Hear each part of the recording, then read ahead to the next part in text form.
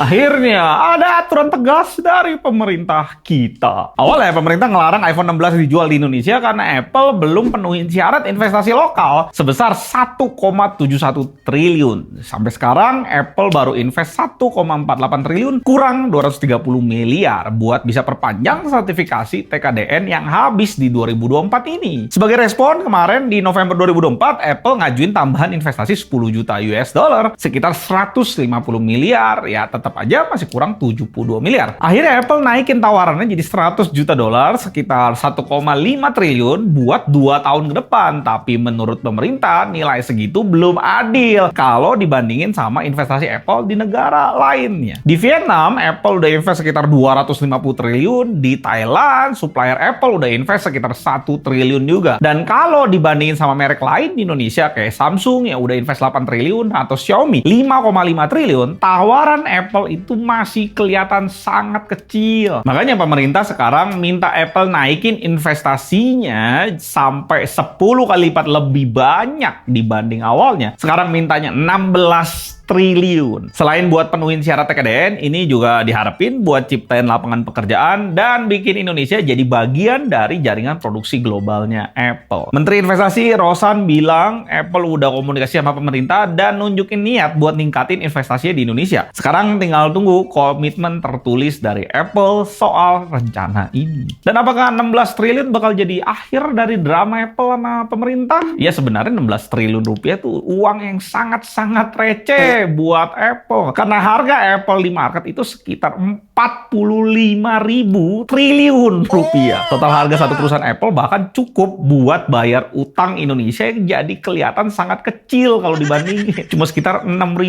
triliun ya. 6.000 sama 45.000 jauh lah. Utang kita banyak juga ya.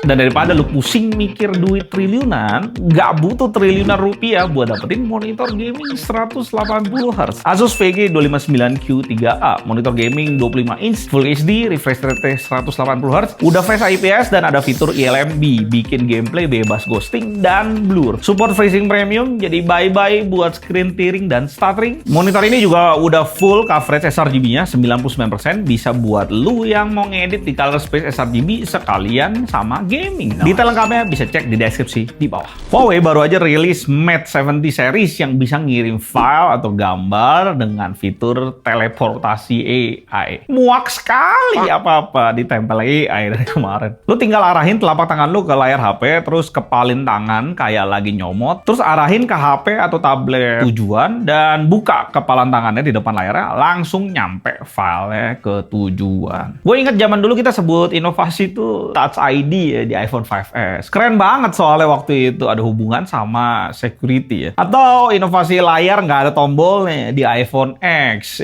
Sekarang inovasinya begini-begini. Mukanya seneng banget lagi. Marketing itu mah. Muka lu gue jamin gak akan sesenang itu cuma share file doang. Itu kerjaan ngebosenin. Huawei Mate 70 rilis juga jadi tanda lepasnya Huawei dari ketergantungan sama OS Android. Karena HP-nya sekarang udah pakai Harmony OS Next. OS yang dikembangin sepenuhnya sama Huawei. Momen ini juga pas banget sama berita Amerika Serikat ngeluarin perintah ke TSMC di November 2024 kemarin buat berhentiin pengiriman chip ke China. Salah satunya ya ke Huawei. Ada 4 seri Mate 70 yang launch reguler, Pro, Pro Plus, dan RS Ultimate. Warnanya ada green, purple, white, black, dan harganya 12 jutaan sampai paling tinggi 18 juta harga launchingnya di China. Di luar China kayaknya sulit lah Huawei. Brandnya posisinya di tengah-tengah ya, antara tensi Amerika sama China. Udah masalah sama Google sebelumnya. Next ini masalah chip nih ketinggalan, udah pasti. Kayak Huawei Pura 70 yang baru masuk ke Indonesia di bulan Desember ini. PO dari 5 sampai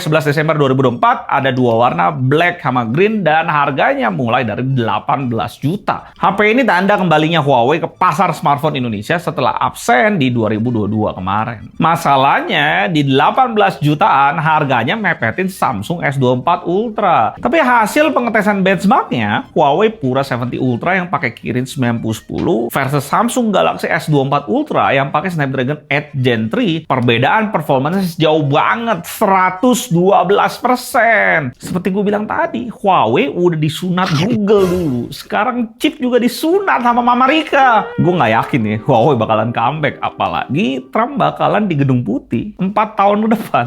Kacau lah. CEO Intel, Pat Gelsinger, baru aja dipaksa mundur per Desember 2024 ini. Alasannya ya karena dewan-dewan direksi udah nggak percaya sama rencana dia buat ngebangkitin Intel lagi setelah masa krisis karena kalah saing di pasar PC, kalah sama AMD dan Nvidia. Rugi juga nyampe 17 miliar US dollar di kuartal terakhir doang. Dan nggak cuma itu, kabar Intel juga punya utang total 49 miliaran US dollar. Kacau. Usaha Pat buat bangkitin Intel tuh banyak, dari mulai bulan Agustus kemarin PHK 15.000 karyawannya buat kurangin biaya operasional, terus misahin bisnis chipnya Intel Foundry jadi anak perusahaan mandiri, terus berhentiin pembangunan pabrik di Polandia dan Jerman, sampai jual sebagian saham Altera dan kurangin aset global. Tapi ya masalah terus bergulir ya. Intel dikeluarin dari indeks Dow Jones di 8 November kemarin karena sahamnya terpuruk, anjlok 54% di tahun ini, dan nilai market cap-nya jatuh di bawah 100 miliar US dollar. Ini sekalian ngakhirin dominasi Intel selama 25 tahun di indeks itu. Dan yang gantiin nggak lain nggak bukan ya Nvidia sendiri. Gimana nggak Jensen Huang ketawa?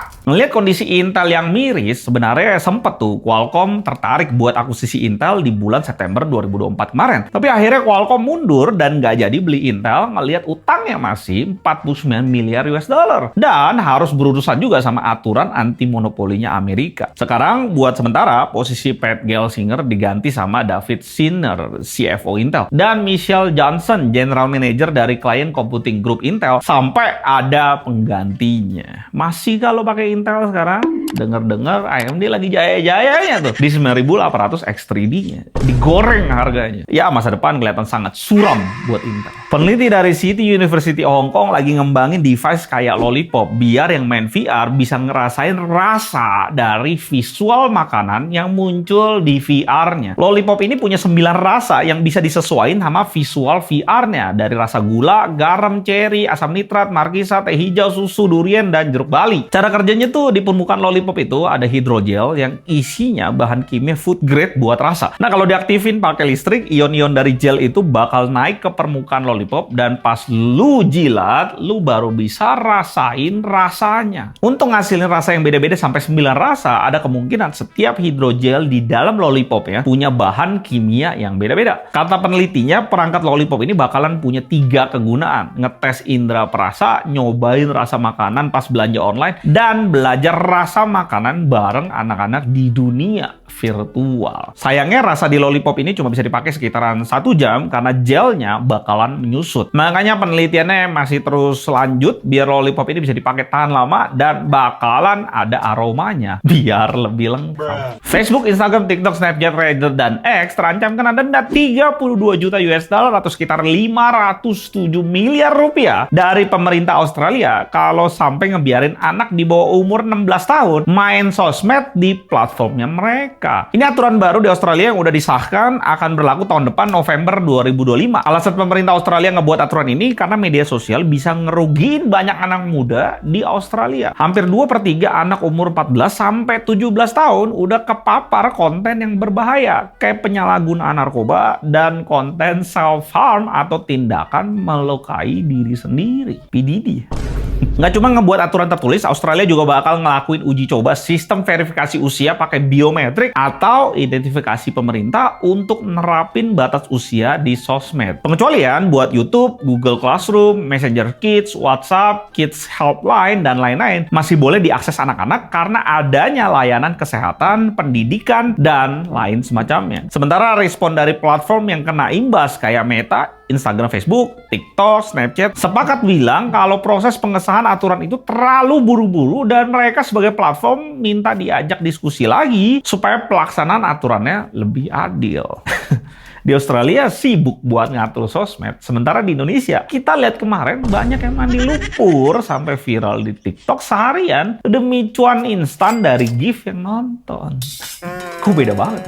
IMAX bakalan kerjasama bareng Cam AI, startup dari Dubai yang udah kembangin AI khusus buat dubbing dan penerjemah. Alasan kenapa IMAX nyoba pakai teknologi AI ya udah jelas, buat hemat budget. Yang kedua, biar konten film aslinya IMAX kayak film-film dokumenternya bisa diterjemahin ke banyak bahasa lain biar penonton di seluruh dunia bisa langsung nikmatin. Cam AI ngeklaim kalau AI-nya bisa nerjemahin dialog film ke 10 bahasa sekaligus, jedanya cuma 20-30 detik. Dan ini tuh pas banget sama waktu delay pas filmnya ditayangin, 30-40 detik. Jadi di bioskopnya IMAX, film bisa diterjemahin hampir real time dan penonton tetap bisa nikmatin film dalam bahasa mereka tanpa terasa ada keterlambatan. Lu bayangin berapa banyak kerjaan yang bakal hilang di 2025. AI adalah segalanya. Nah, yang pinter, lebah ganteng, langsung pensiun dan tunjukin mukanya. Apakah kerjaan lu sekarang aman dari tsunami AI? Ya, lu yang tahu